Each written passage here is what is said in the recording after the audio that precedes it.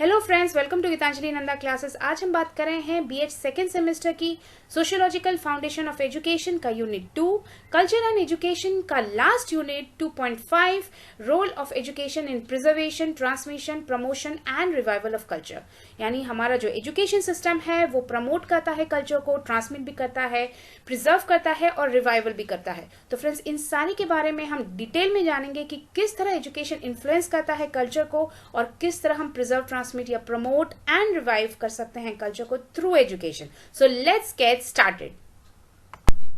इस सेक्शन से जो सवाल आ सकता है वो है write the role of education in preservation, transmission, promotion and revival of culture. Friends, इसमें से दो क्वेश्चन भी एक साथ दे सकता है, लाइक सिर्फ प्रिजर्वेशन और ट्रांसमिशन पूछे या सिर्फ प्रिजर्वेशन और प्रमोशन पूछे या प्रमोशन और रिवाइवल पूछे। तो यहाँ मैंने सारे पॉइंट्स को डिटेल में दिए हुए हैं। किसी भी परमुटेशन कॉम्बिनेशन में आपका सवाल आता है तो आप उसे आंसर कर पाएंगे। फ्रेंड्स, अगर आपका सवाल आता है write the role of education in preservation, transmission, promotion and revival of culture, तो पहले शुरुआत ऑफ डेफिनेशन ऑफ कल्चर से कीजिएगा, उसका इंपॉर्टेंस बताइएगा। अगर कल्चर लॉस होता है तो क्या लॉस होता है वो बताइएगा। उसके बाद जाके जिस तरह क्वेश्चन में सीक्वेंस होगा उसी सीक्वेंस में लिखिएगा role of education in preservation, फिर ट्रांसमिशन, फिर लास्ट में प्रमोशन और अपना क्वेश्चन एंड कीजिएगा रिवाइवल के साथ। डेफिनेशन ऑफ कल्चर में लिखिएगा culture is the ideas and physical objects that represent a group or society. It means a way of life of a society. यानी कल्चर एक आइडिया हो सकता है, कोई फिजिकल ऑब्जेक्ट्स हो सकते हैं जिससे हमारी ग्रुप या हमारी सोसाइटी बनी हुई होती है और जो हमें एक जीवन की शैली देती है, एक वे ऑफ लाइफ देता है। Culture surrounds the individual in form of rituals, practices, sanctions, knowledge, values, beliefs, faiths, attitudes, habits, traditions, laws, practices, etcetera. So सारी चीज़ें जो इंडिविजुअल को घेरे रखती हैं, उसके रिचुअल्स घेरे रखते हैं, उसके प्रैक्टिसेस, उसके नियम, उसकी नॉलेज, उसकी वैल्यूज़, उसकी बिलीव्स, फेथ, एटीट्यूड्स, उसकी हैबिट्स, ट्रेडिशंस, ये सारी चीज़ें, प्रैक्टिसेस, ये सारी चीज़ें मिलकर उसका कल्चर होता है। यानी एक इंसान अपने कल्चर से हमेशा जुड़ा रहता है और घिरा रहता है। Education is an element of society and also the most important tool that allows the transfer of culture between generations. और एजुकेशन जो है वो एक सोसाइटी का एलिमेंट है जो सोसाइटी बनाया है, खुद सोसाइटी ने बनाया है उसे, और उसका जो मेन काम है वो है कि वो जनरेशन बाय जनरेशन कल्चर को ट्रांसफर कर सके, कल्चर को बेहतर बना सके, उसे प्रमोट कर सके, रिवाइव करवा सके कल्चर को। Each time a culture is lost we lose an irreplaceable and exquisite way of being. So एक बार अगर एक कल्चर लॉस करते हैं हम, तो एक तरीका हम लॉस कर लेते हैं, एक जीवन जीने का तरीका जो रिप्लेस नहीं किया जाता, एक यूनिक तरीका, एक्सक्विजिट वे ऑफ बीइंग, रहने का, जीने का तरीका हम खो देते हैं। Culture is the highest expression of being human and its preservation and emphasizes the need to protect, restore and honor all forms of human diversity। यानी कल्चर एक ऐसी एक्सप्रेशन होती है जो हमें इंसान बनाती है। किसी जानवर में हम कल्चर नहीं पाते, तो ह्यूमन को ह्यूमन बनाने के लिए कल्चर ही वो चीज़ है और इसे हमें प्रिजर्व करना चाहिए, इसको रिस्टोर करना चाहिए, प्रोटेक्ट करना चाहिए और ऑनर भी करना चाहिए कल्चरल डाइवर्सिटी को।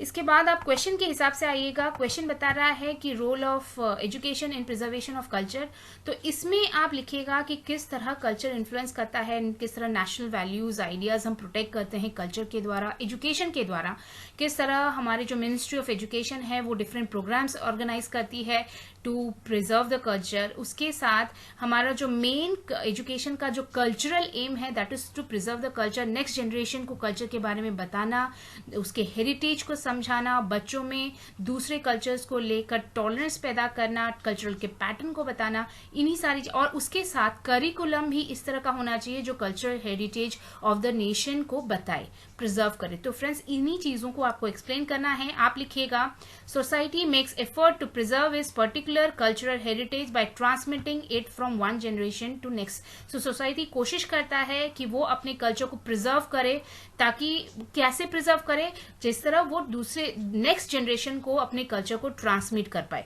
तो ट्रांसमिशन से ही कल्चर प्रिजर्व हो पाता है. Education plays a vital role for preservation of culture. So ये जो ट्रांसमिशन टू नेक्स्ट जनरेशन होता है वो एजुकेशन करता है, इसीलिए एजुकेशन का मेन रोल है वो प्रिजर्व करता है कल्चर को. Education is the only source of preservation of national values, ideas, experiments and observations. National level में नेशनल वैल्यूज को बताना, उनके आइडियाज को समझाना के लिए, उसके ऑब्जर्वेशंस को बताना, इन सारी चीजों के लिए एजुकेशन एक सबसे बड़ा सोर्स है. Education in form of curriculum protects the cultural heritage of a nation.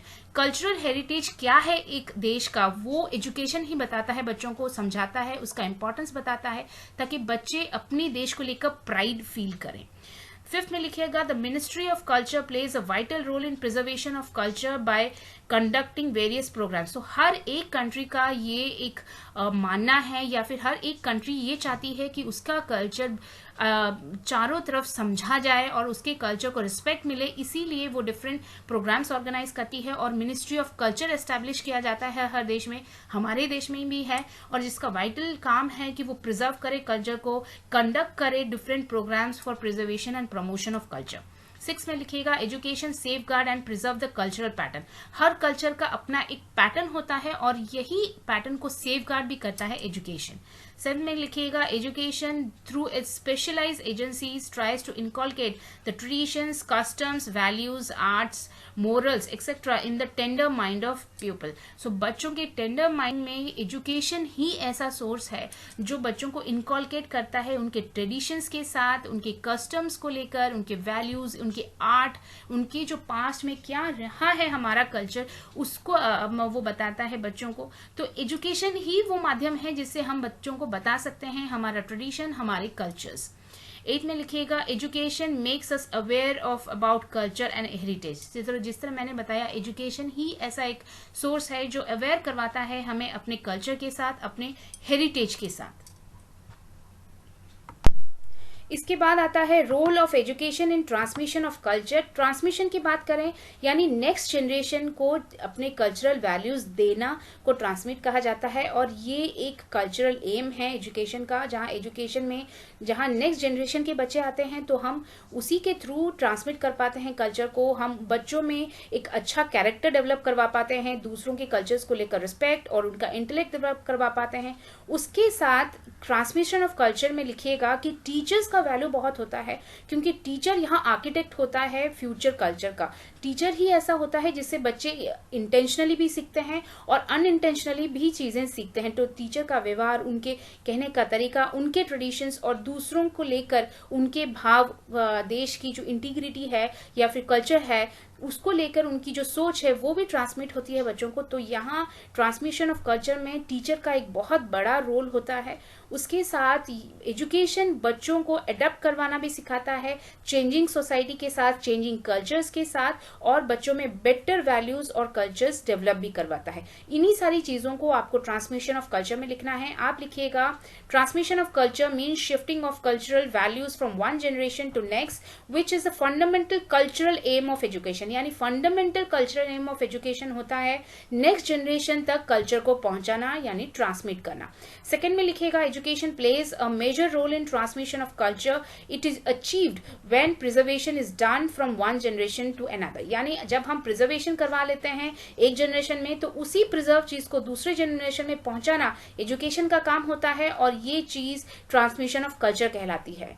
Third में लिखिएगा, the cultural heritage can only be preserved if it is transmitted to next generation by education. यानी culture तभी next generation में पहुंचेगा अगर वो transmit होगा, और एजुकेशन अगर इसे ट्रांसमिट नहीं करे तो कल्चर ट्रांसमिट नहीं हो पाएगा, वो एक्सटिंक्ट हो जाएगा. तो कहीं ना कहीं कल्चर का कंटिन्यूटी के लिए, उसके नेक्स्ट जनरेशन को ट्रांसमिट करने के लिए एजुकेशन एक बहुत बड़ा, एक फंडामेंटल रोल प्ले करता है. फोर्थ में लिखिएगा education prepare good citizen with character and intellect and respect for other cultures. Education बच्चों को गुड सिटीजन बनाता है, उन्हें बताता है कि नेशनल वैल्यूज क्या होती हैं, उनका कैरेक्टर डेवलपमेंट करवाता है, इंटेलेक्ट डेवलपमेंट करवाता है और रिस्पेक्ट फॉर अदर कल्चर्स भी करवाता है।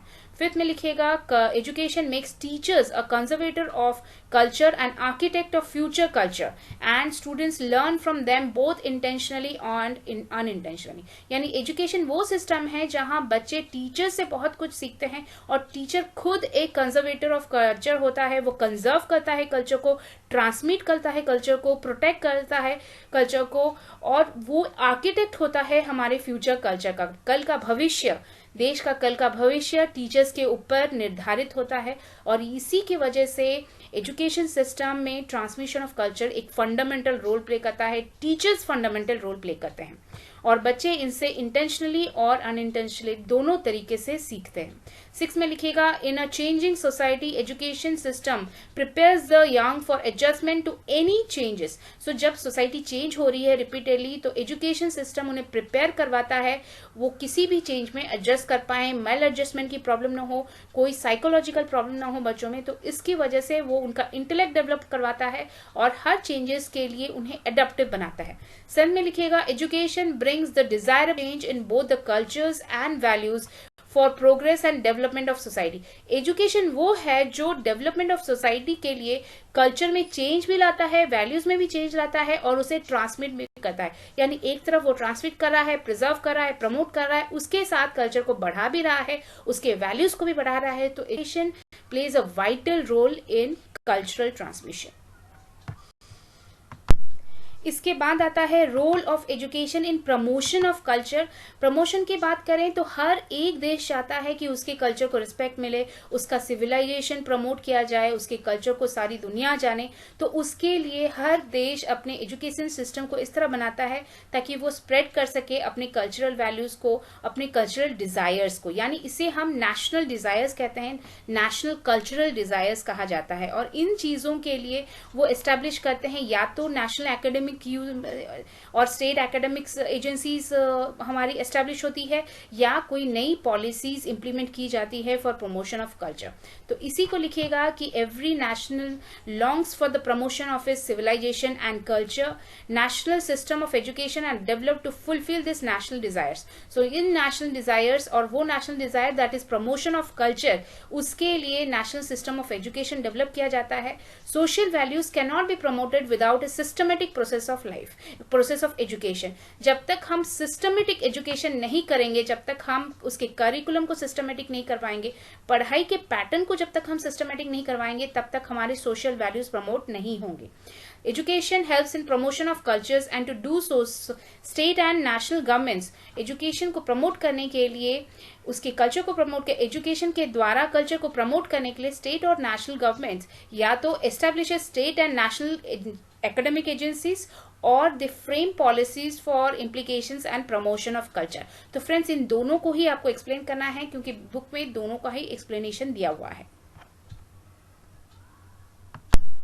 इंडिया की जो एकेडमिक एजेंसीज हैं, जो स्टेट एंड नेशनल लेवल की एकेडमिक एजेंसीज हैं जो cultural aim of education fulfil करती हैं, उसमें आप एग्जांपल में लिखिएगा Lalit Kala academy, Sangeet Natak academy, the archaeological survey of India and the centre for cultural resource and training.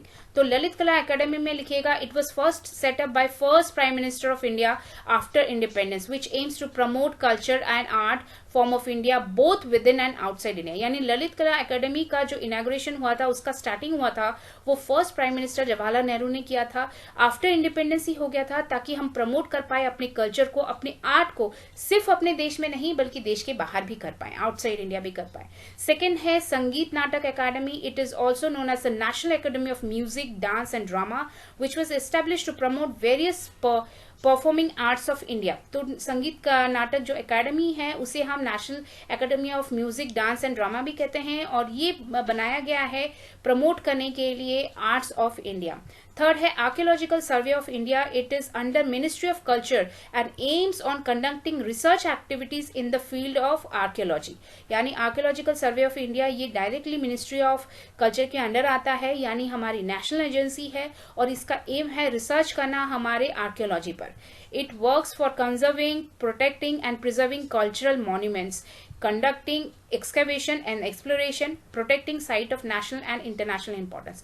तो इसके जो 3 मेन फंक्शन है वो है कंजर्विंग, प्रोटेक्टिंग और प्रिजर्विंग हमारे कल्चरल मॉन्यूमेंट्स को, उसके साथ एक्सकवेशन और एक्सप्लोरेशन भी इसके अंदर आता है, और ये हमारे प्रोटेक्ट करता है वो साइट्स को जो नेशनल और इंटरनेशनल इंपॉर्टेंस रखती हैं।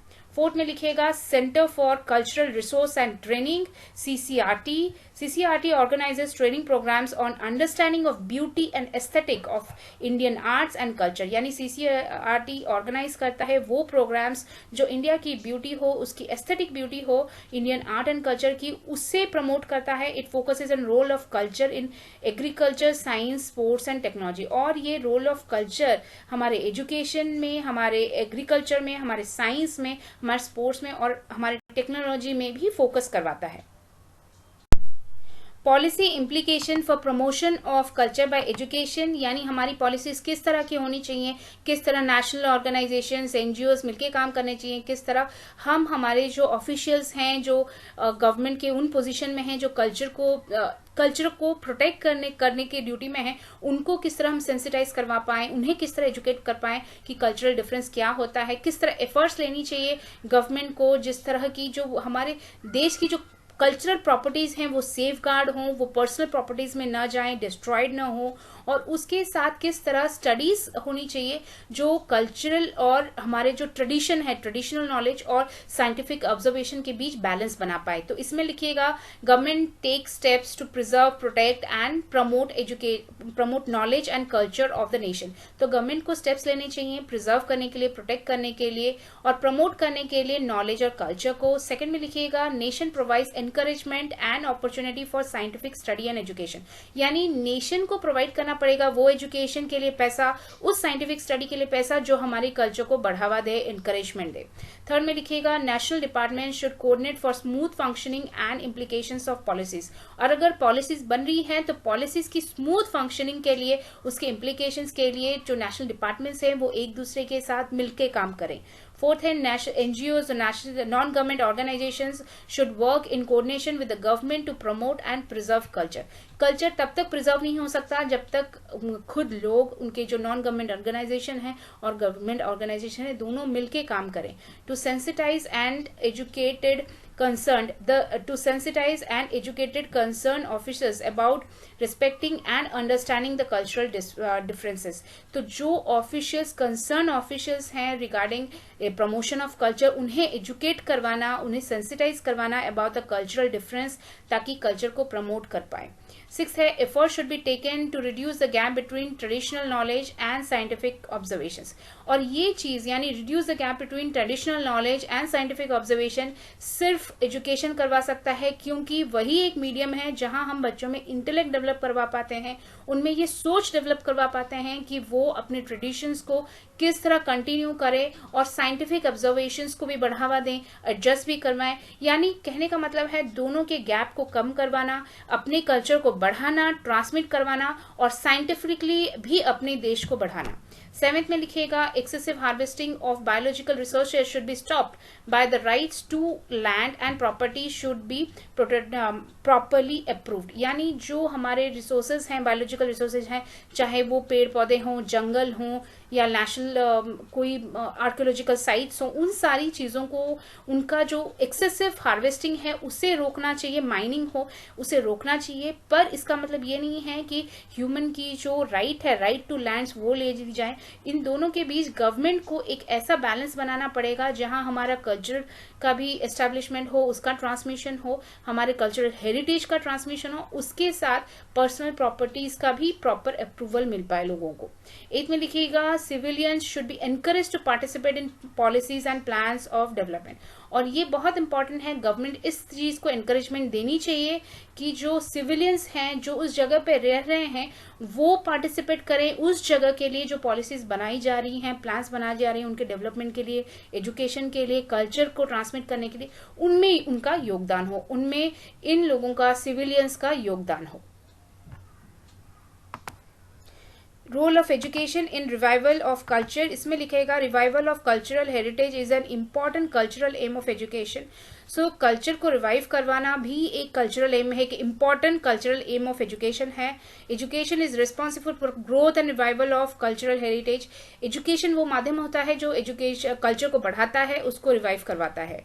थर्ड है, it incorporates a feeling of respect for culture and site of pride for nation. So education वो है जो बच्चों में या फिर लोगों में ये फीलिंग देता है कि वो अपने कल्चर को रिस्पेक्ट दे, अपने देश को रिस्पेक्ट दे, दूसरों के कल्चर्स को रिस्पेक्ट दे. इससे हमारी नेशनल प्राइड बढ़ती है, प्रेस्टीज फॉर द नेशन बढ़ता है. फोर्थ में लिखिएगा, in absence of cultural heritage nation lose identity which is revived by education. अगर कल्चरल हेरिटेज ना हो तो इन जो नेशन है वो अपनी आइडेंटिटी लूज कर देता है, और ये चीज को रिवाइव करवाता है, ये चीज को अगेन कम बैक करवाता है एजुकेशन. फिफ्थ में लिखिएगा, education provides a group identity to the culture and brings unity and diversity in the nation.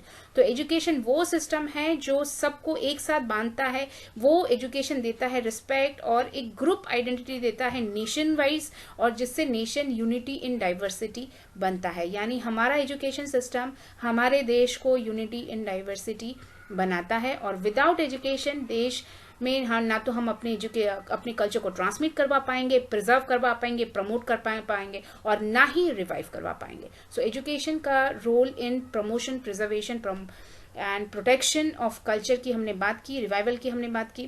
Friends, इसमें क्वेश्चन अगर इस तरह का आता है, role of education in culture, तो ये सारे पॉइंट्स जाएंगे इसमें. अगर स्पेसिफिकली आपको पूछ रहा है प्रोटेक्शन के बारे में, प्रिजर्वेशन के बारे में, रिवाइवल के बारे में, तब भी जाएगा. और अगर सिंगल स्टेटमेंट दे रहा है कि role of education in culture, तब भी यही आपको लिखना है. फ्रेंड्स, मैं स्टेप बाय स्टेप पढ़ा रही हूँ. अगर आपको कोई डाउट है तो मुझे कमेंट बॉक्स में ज़रूर लिखिएगा. और एक रिक्वेस्ट है कि आप मुझे लास्ट ईयर के जितने भी आपको क्वेश्चंस मिल पाते हैं बीएड सेकेंड सेमेस्टर में, मुझे प्लीज़ फेसबुक में दीजिएगा. मेरा फेसबुक का अकाउंट है facebook.com/Gitanjali क्लासेस. उसमें जल्दी से अपने जो प्रीवियस ईयर्स के क्वेश्चन है मुझे दीजिए, ताकि मैं आपके लिए सिलेक्टिव क्वेश्चन बना पाऊँ. Thank you so much.